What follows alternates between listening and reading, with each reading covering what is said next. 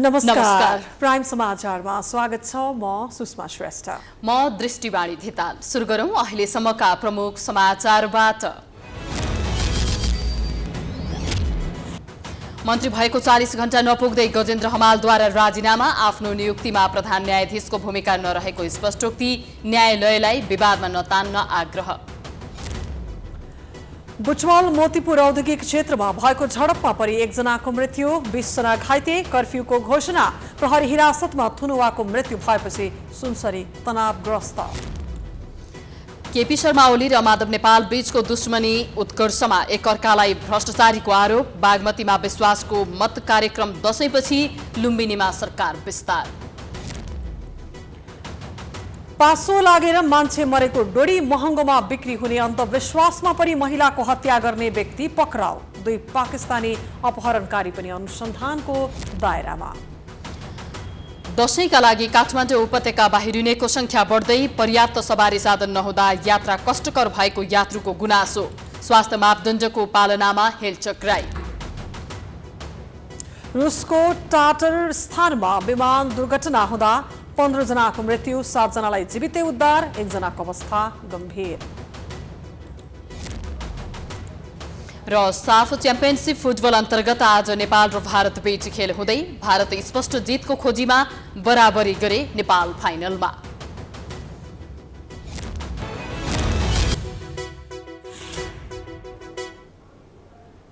अब समाचार विस्तारमा।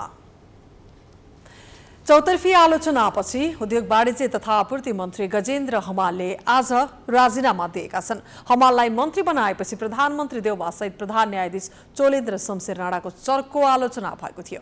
हमाल प्रधान न्यायाधीशको कोटामा मन्त्री बनेको आरोप छ, तर स्वयं हमालले आरोपको खण्डन गरेका छन्। प्राइम टाइम्स टेलिभिजनको कार्यक्रम जनता जान्न चाहन्छनमा ऋषि धमलासँग कुरा गर्दै उनले प्रधानमन्त्री शेरबहादुर देउबाले आग्रह गरेर मन्त्री बनेको तर प्रधान न्यायाधीशको कोटाबाट नभएको जिकिर गरे।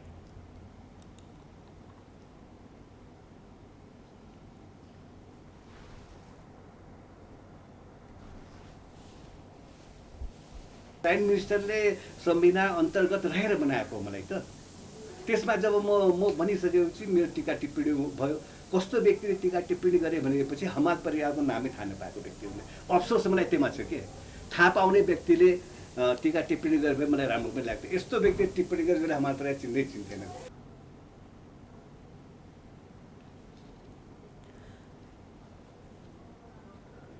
विभिन्न आरोप लागेपछि उनले आजै राजीनामा दिएका हुन्, तर राजीनामा दिन कसैबाट पनि दबाब नआएको उनले बताए। आफैले सोचेर राजीनामा दिएको उनको भनाइ छ। उनले पछिल्लो 5 महिनादेखि प्रधान न्यायाधीशसँग भेटघाट समेत नभएको जानकारी दिएका छन्। मन्त्री भएपछि सबैभन्दा छिटो अवधिभित्रै राजीनामा दिनेमा हमालले कीर्तिमान बनाएका छन्। उनीसँगको कुराकानी आज जनता जान्न चाहन्छन् कार्यक्रममा हेर्न सक्नुहुनेछ।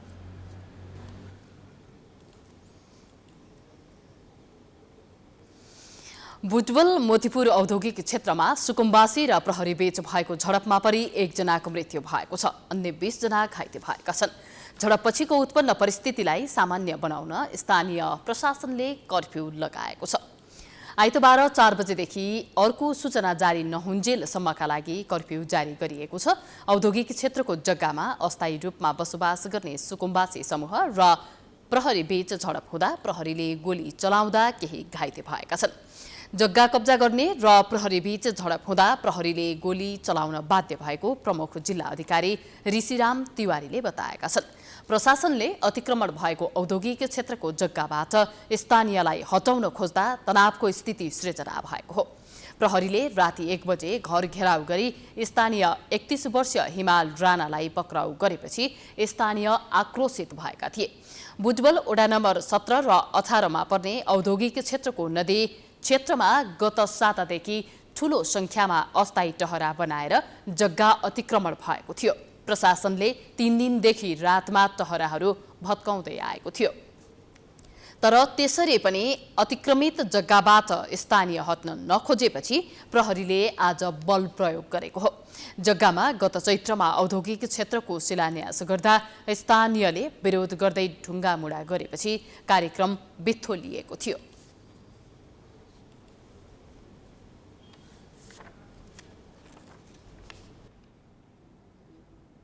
प्रहरी हिरासतमा रहेका थुनुवाको मृत्यु भएपछि जिल्ला प्रहरी कार्यालय परिसर तनावग्रस्त बनेको छ।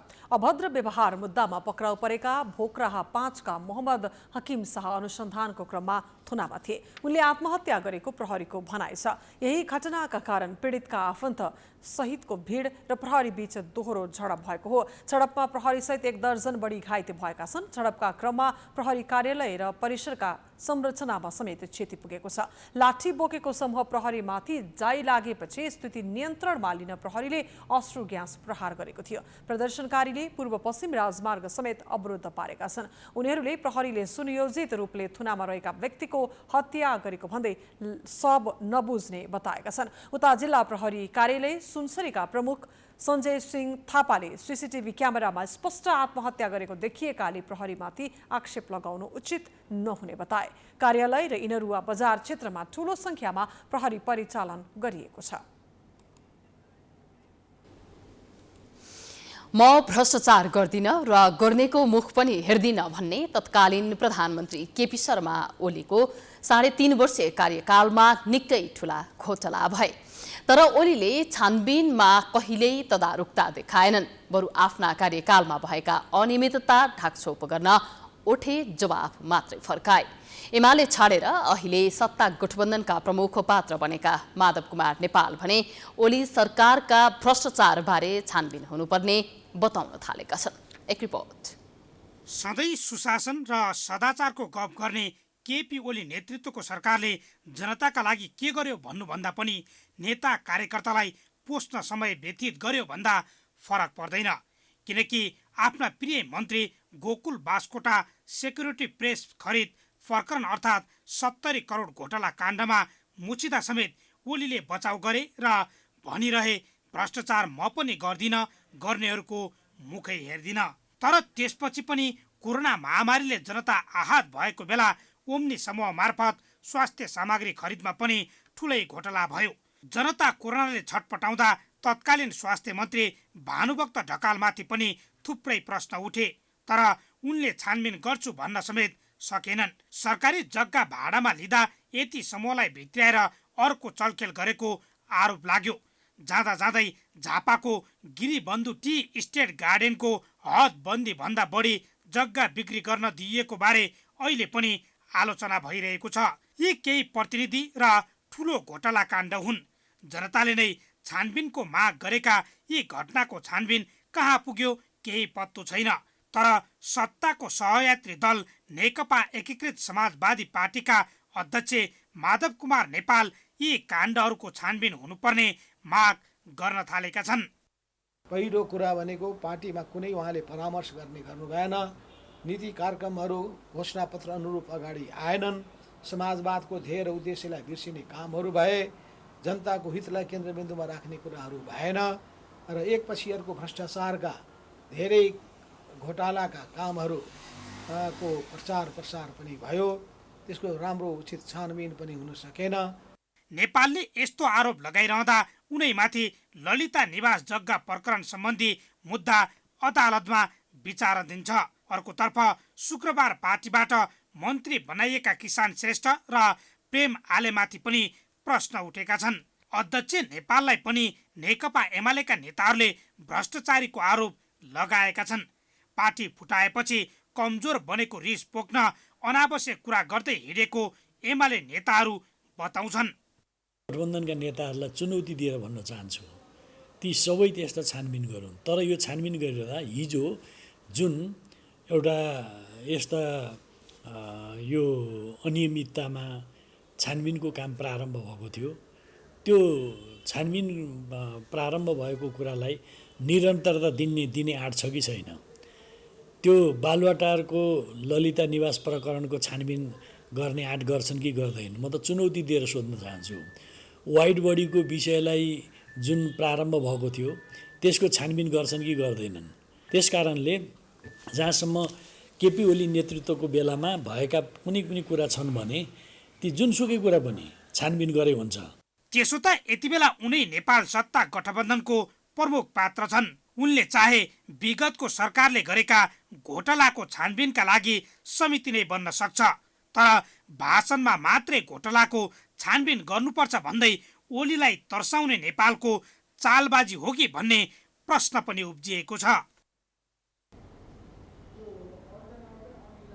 बागमती प्रदेश की मुख्यमंत्री अष्टलक्ष्मी साकेले विश्वासको मत लिने प्रस्ताव प्रदेशसभामा पेश गरेकी छन्, तर प्रस्तावमा छलफल र मतदान नगरी प्रदेशसभा बैठक कार्तिक 4 गतेसम्मका लागि स्थगित भएको छ। यसैबीच उक्त प्रदेश सरकारको नेतृत्व नेकपा एकीकृत समाजवादीले गर्ने विषयमा नेपाली कांग्रेसले असन्तुष्टि जनाएको छ। 3.5 वर्षसम्म आफूहरूले प्रदेशमा प्रतिपक्षको भूमिका निर्वाह गरेको भन्दै प्रदेश सरकारको नेतृत्व आफूहरूले गर्न पाउनुपर्ने कांग्रेसको माग छ। कांग्रेसबाट मुख्यमन्त्रीमा दाबी गरेका इन्द्र बानियाले केन्द्रमा मुख्यमन्त्री नेकपा एकीकृत समाजवादीलाई दिने सहमति भएको भन्ने समाचारमा सत्यता नरहेको बताएका छन्।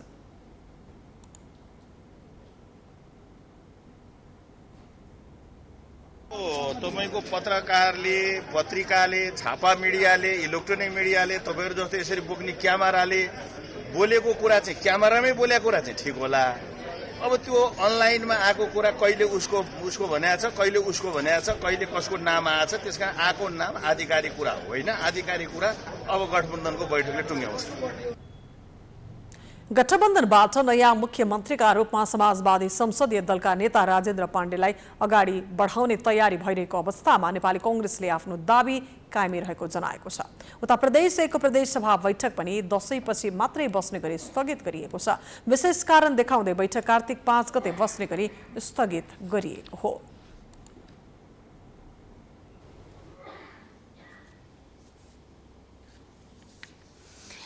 लुम्बिनी प्रदेशमा केसी नेतृत्व 4 दलीय गठबन्धन सरकारले मन्त्री परिषद विस्तार गरेको छ। कांग्रेस माओवादी केन्द्रबाट मन्त्री बन्ने सांसदहरूको नाम टुङ्गो लागेपछि मन्त्री परिषद विस्तार भएको हो। नयाँ मन्त्रीहरूको शपथ ग्रहण भएको छ। कांग्रेसबाट ऊर्जा, जलस्रोत तथा सिंचाई मन्त्रीमा पाल्पाका वीरबहादुर राणा रहेका छन्। यस्तै राज्य मन्त्रीमा कांग्रेसबाट कपिल वस्तुकी, रिना नेपाल बेक र अर्जुन कुमार श्रेष्ठ भएका छन्।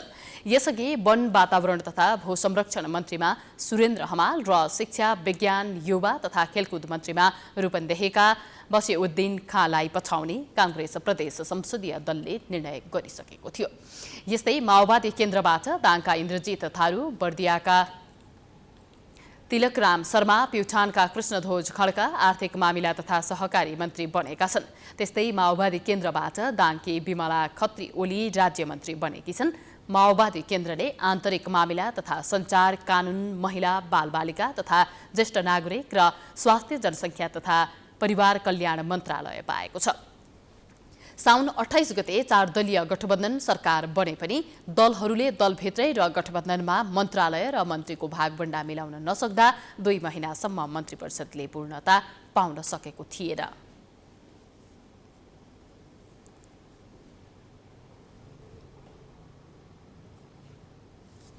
समाचारको सिलसिला जारी छ। हामी विश्रामपछि आउँछौँ। विश्रामपछि स्वागत छ। अब बाँकी समाचार। नेकपा एकीकृत समाजवादीका अध्यक्ष माधव कुमार नेपालले बदनामी हुने र विवादमा पर्ने कुनै पनि काम नगर्न आफ्नो पार्टीबाट मन्त्री भएकाहरूलाई निर्देशन दिएका छन्। आइतबार पार्टी कार्यालय 3 कुनेमा पार्टीबाट मन्त्री बनेकालाई बोलाएर अध्यक्ष नेपालले ठूलो जिम्मेवारी राष्ट्र, पार्टी र जनताले सुम्पेको भन्दै बदनामी हुने र विवादमा पर्ने कुनै पनि काम नगर्न निर्देशन दिएका हुन्। विकृति, विसङ्गति, भ्रष्टाचार र अनियमितता भन्ने शब्द पार्टीलाई स्वीकार्य नहुने भन्दै यस कुरामा विशेष ख्याल गर्न पनि उनले निर्देशन दिए। उनले मन्त्रीहरू रक्सी खाएर मातिने, बेलुका 5 स्टार होटलमा जाने, व्यापारीसँग बसेर मोज मस्ती गर्ने जस्ता क्रियाकलाप नगर्न निर्देशन पनि दिए। रक्सी खाएर मातिए, बेलुका 5 स्टार होटलमा गएर रक्सी खाइरहेका छन् र आफ्नो क्लाइन्टहरूसँग बसेर यिनी कुरा गरिरहेका छन् भन्ने कुरा सुन्नु नपरोस्। सिधा कुरा, रक्सी खाने बानी छ भने पनि बानी त्याग्नुहोस्। त्यो त्याग्नुहोस्। बरु त्यसले फाइदा गर्दैन, स्वास्थ्यलाई पनि फाइदा गर्दैन, परिवारमा पनि फाइदा हुँदैन, समाजमा पनि नाम बदनाम नै हुन्छ। त्यस्तै अध्यक्ष नेपालले पार्टीभित्र एकलौटी गरेकाले एमाले अध्यक्ष केपी ओलीसँग विद्रोह गर्नु परेको धारणा राखे। प्रतिनिधि सभा विघटन गर्दै असंवैधानिक कार्य गरेका ओलीले पदका लागि जे पनि गरेको र आलोचना गर्नेका लागि ढोका बन्द गरेको उनको आरोप छ। केपी ओली तत्कालीन समयमा नेकपा एमालेको अध्यक्षको हैसियतले उहाँले प्रधानमन्त्रीको जिम्मेवारी 2 पटक उहाँले सम्हाल्नुभयो तर उहाँको कार्यकाल सबभन्दा बढी विवादास्पद हुन पुग्यो र त्यो विवादास्पद पहिलो कुरा भनेको पार्टीमा कुनै उहाँले परामर्श गर्नु भएन, नीति कार्यक्रमहरू घोषणापत्र अनुरूप अगाडि आएनन्, समाजवादको ध्येय र उद्देश्यलाई बिर्सिने कामहरू भए, जनताको हितलाई केन्द्रबिन्दुमा राख्ने कुराहरू भएन। नेकपा एकीकृत समाजवादीबाट 4 मन्त्री र 1 राज्य मन्त्री शेरबहादुर देउबा नेतृत्वको सरकारमा सहभागी भएका छन्। प्रधानमन्त्री शेरबहादुर देउबाले प्रजातन्त्र कसैले पनि खोज्न नसक्ने बताएका छन्। आइतबार पोखरामा आयोजित कार्यक्रममा गण्डकीलाई साक्षर प्रदेश घोषणा गर्दै प्रधानमन्त्री देउबाले प्रजातन्त्र विरुद्ध गतिविधि नगर्न सचेत गराए। प्रधानमन्त्री देउबाले प्रजातन्त्रको विकल्प प्रजातन्त्र नै भएको भन्दै कसैले सपना नदेख्न आग्रह गरे। प्रधानमन्त्री देउबाले सबैले जनताको नाममा राजनीति गरे पनि जनताले चुनावमा नतिजा देखाउने बताएका छन्। गण्डकी प्रदेश साक्षर घोषणा गर्दै प्रधानमन्त्री देउबाले पूर्ण रूपमा संघीयता कार्यान्वयन हुन बाँकी नै रहेको बताएका छन्। उनले शिक्षा मौलिक हक भएकाले सबैले पाउनुपर्ने बताएका हुन्।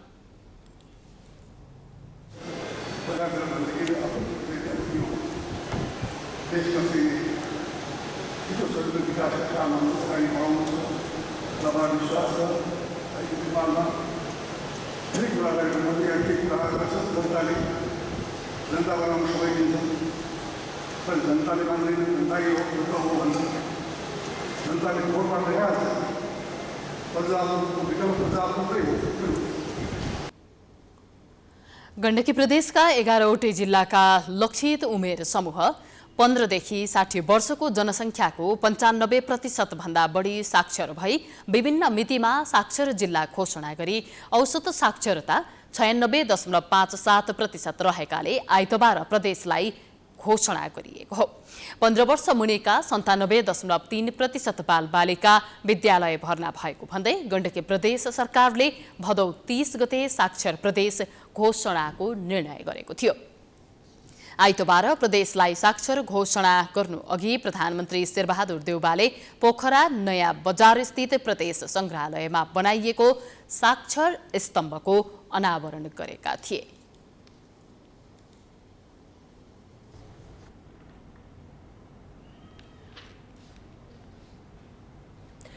पासो लागि मान्छे मरेको डोरी महँगोमा बिक्री हुने भन्ने अन्धविश्वासका कारण महिलाको हत्या गर्ने व्यक्तिलाई प्रहरीले पक्राउ गरेको छ।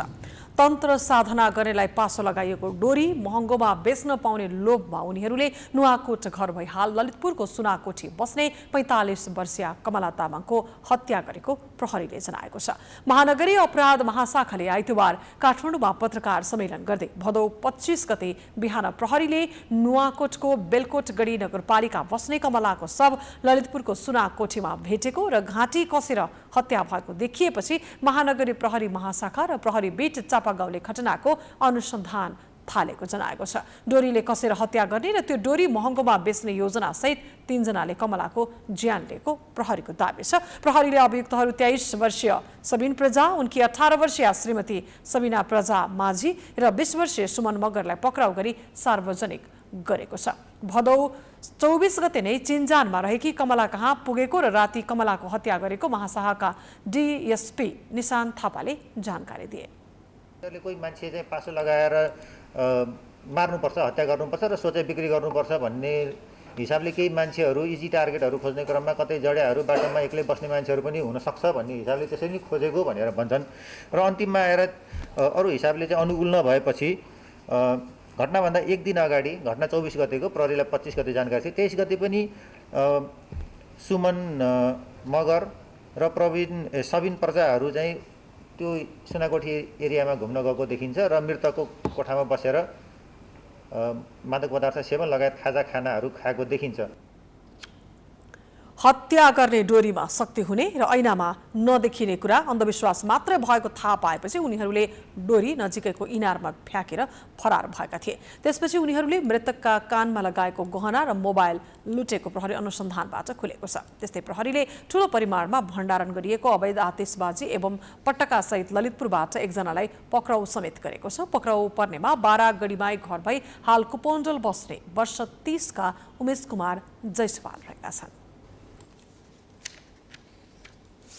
प्रहरीले एक पाकिस्तानी नागरिकलाई नेपाल बोलाएर अपहरण गर्ने 2 पाकिस्तानी नागरिकलाई पक्राउ गरी सार्वजनिक गरेको छ। महानगरीय प्रहरी परिसर ललितपुरले आइतबार पत्रकार सम्मेलन गर्दै अपहरणमा परेका पाकिस्तानी नागरिक फिजान अहमदलाई नेपाल बोलाएर अपहरण गर्ने 2 पाकिस्तानी जेसन मोहम्मद र ताज रिजवानलाई पक्राउ गरी सार्वजनिक गरेको हो।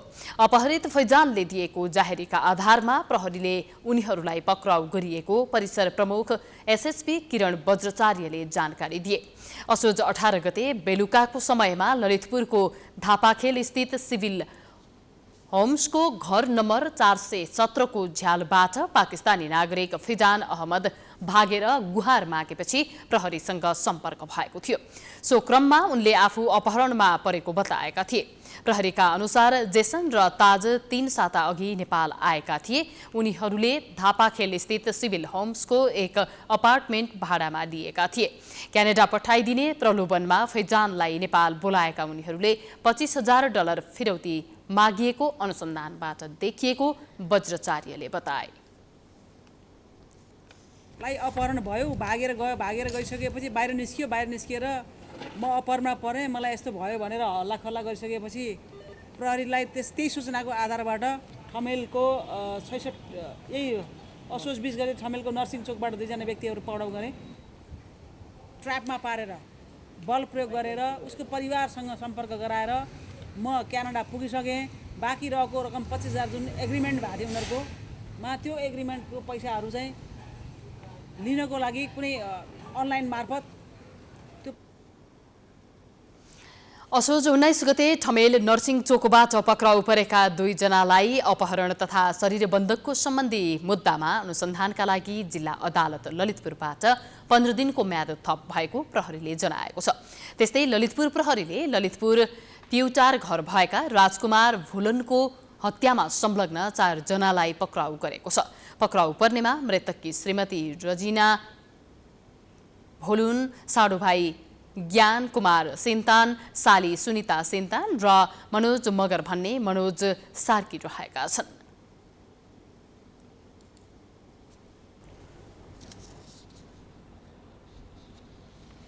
दशैंको चौथो दिन आइतबार कुष्माण्डा भगवतीको पूजा अर्चना गरिएको छ। कुष्माण्डा मातालाई शुभकर्म, थालनी वा सृष्टिको प्रतीकको रूपमा पूजा गरिन्छ। आफ्नो उदरमा त्रिविध ताप धारण गरी संसारको सृष्टि गर्न कुष्माण्डा देवीको आविर्भाव भएको ग्रन्थहरूमा उल्लेख गरिएको छ। उष्णता तथा शीतलतालाई समतुल्य सृजना गर्ने शक्ति कुष्माण्डा देवीमा रहेको बताइएको छ। यी देवी उष्ण रक्त समूह, मानव, चराचुरुङ्गी तथा शीत रक्त समूह, माछा, सर्प लगायतका सारा प्राणीको सृजना शक्ति भएकी माता भनेर शास्त्रहरूमा उल्लेख गरेको पाइन्छ। यी देवीको बदन वर्ण बैजनी छ भने उनी सिंहमा चढेकी छन्। कुष्माण्डा माताले हातमा रक्तपूर्ण 2वटा घडा लिएकी छन्। यो 2 घडा नै सृष्टिका आधार वस्तु बताइएको छ। गत वर्ष दशैंका बेला कोरोना महामारीले गर्दा ठप्प भएको काठमाडौँ गोङ्गबु बस पार्क लगायत त्रिभुवन विमानस्थल अहिले यात्रुहरूको भीड पूर्ण देख्न सकिन्छ। अहिले उपत्यकाबाट दशैंका लागि बाहिरिने मात्र नभई काम विशेष तथा विभिन्न क्षेत्रबाट काठमाडौँ उपत्यका भित्रनेहरूको संख्या पनि भत्तै बढेको छ। एक रिपोर्ट।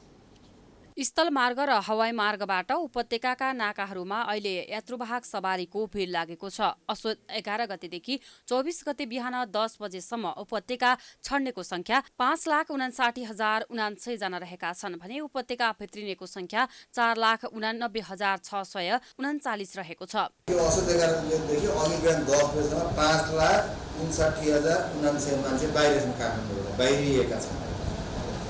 र भित्रिनेमा 4,99,639 जना भित्रिएका छन्। त्यसले गर्दा बाहिर र भित्रिएको रेसियो खासै फरक थियो छैन। दशैंका लागि घर जाने यात्रुहरूको चाप बढेसँगै काठमाडौँ उपत्यकासँग जोडिएका नाकाहरूमा जाम बढ्न थालेको छ। विशेष गरी 2 नाका काठमाडौँको नागढुङ्गा र भक्तपुरको जागतीबाट लामो जाम हुने गरेको छ। गत वर्ष कोरोना महामारीले गर्दा ठप्प बस्नु परेको भए तापनि यो वर्ष भने बस चलाउन पाएको मात्र नभई यात्रुको भिड पनि उत्तिकै हुँदा दशैं आएको अनुभव भएको चालक बताउँछन्। पहिलाको जस्तो त छैन, अघिल्लो त्योभन्दा पहिलोभन्दा लकडाउन हुनुभन्दा अगाडिको जस्तो छैन, त्योभन्दा अहिले अब राम्रै छ भनौँ। त्यसले परम सुगम भनौँ, सन्तुष्टि नै मान्नुपर्छ। अब के गरौँ, जति छ त्यतिमै सन्तुष्टि रहने। दशैंमा यात्रा गर्नु आफैमा बाध्यता हो, जसले गर्दा यात्रुको संख्या बढेको छ। तर कोरोना भाइरस संक्रमणको जोखिमका कारण यात्रु त्रसित छन्। अन्य समयमा भन्दा यो बेला बस तथा सार्वजनिक सवारी साधनको संख्या थप्नुपर्ने यात्रुको सुझाव छ। गाडीहरूको उपलब्धता गराउनु पर्यो हैन, अनि टिकटको त्यो जुन हाम्रो बिचमा भनेर ग्यालरीमा बसेर गइरहेछन् नि मान्छेहरू हैन, त्यसलाई कम गराउनु पर्यो हैन। मान्छेहरूको अब त्यस्तो मन त हुँदैन नि ग्यालरीमा बसेर त्यसरी जान त कोही पनि चाहँदैन नि त।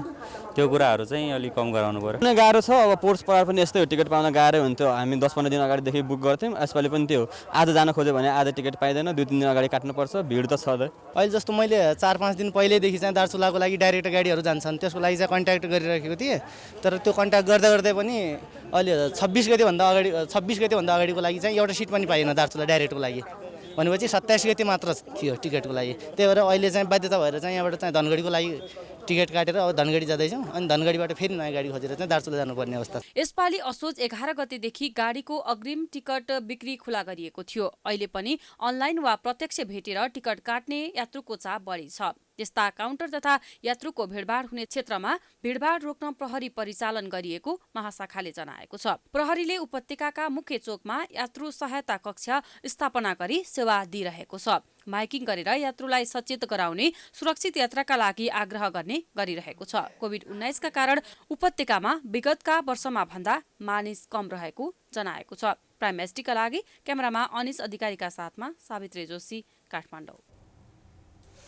समाचारको सिलसिला अझै जारी छ, हामी विश्रामपछि आउँछौँ। विश्रामपछि स्वागत छ। अब अन्तर्राष्ट्रिय समाचार।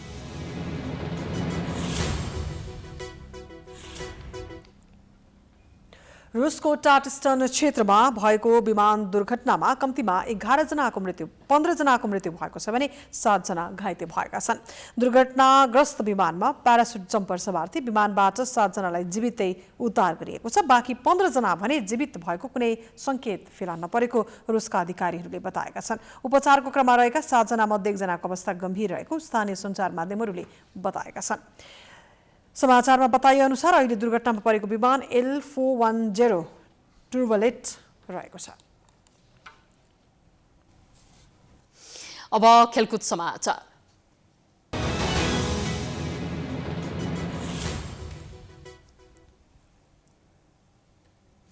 मालदिप्समा जारी साफ च्याम्पियनशिप फुटबल अन्तर्गत नेपालले आज भारत विरुद्ध प्रतिस्पर्धा गर्दैछ। माले स्थित राष्ट्रिय रङ्गशालामा नेपालले बलियो टिम भारतसँग राति 9:15 बजे प्रतिस्पर्धा गर्नेछ।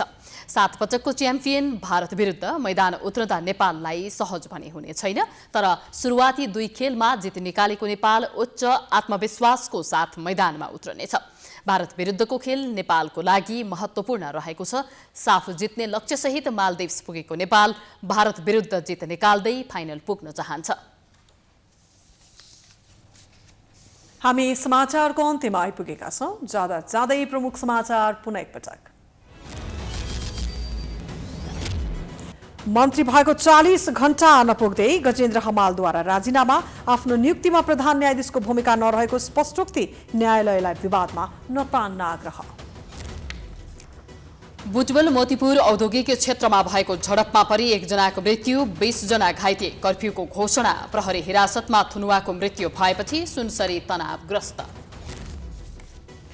केपी ओली र माधव नेपाल बीचको दुश्मनी उत्कर्षमा। एकअर्कालाई भ्रष्टाचारीको आरोप। बागमतीमा विश्वासको मत कार्यक्रम दशैंपछि लुम्बिनीमा सरकार विस्तार। पासो लागेर मान्छे मरेको डोरी महँगोमा बिक्री हुने अन्धविश्वासमा परि महिलाको हत्या गर्ने व्यक्ति पक्राउ 2 पाकिस्तानी अपहरणकारी पनि अनुसन्धानको दायरामा। दशैंका लागि काठमाडौँ उपत्यका बाहिरिनेको संख्या बढ्दै पर्याप्त सवारी साधन नहुँदा यात्रा कष्टकर भएको यात्रुको गुनासो। स्वास्थ्य मापदण्डको पालनामा हेलचेक राइड। रुसको टाटरस्तानमा विमान दुर्घटना हुँदा 15 जनाको मृत्यु, 7 जनालाई जीवितै उद्धार, 1 जनाको अवस्था गम्भीर। र साफ च्याम्पियनसिप फुटबल अन्तर्गत आज नेपाल भारत बीच खेल हुँदै भारत स्पष्ट जितको खोजीमा बराबरी गरे नेपाल फाइनलमा।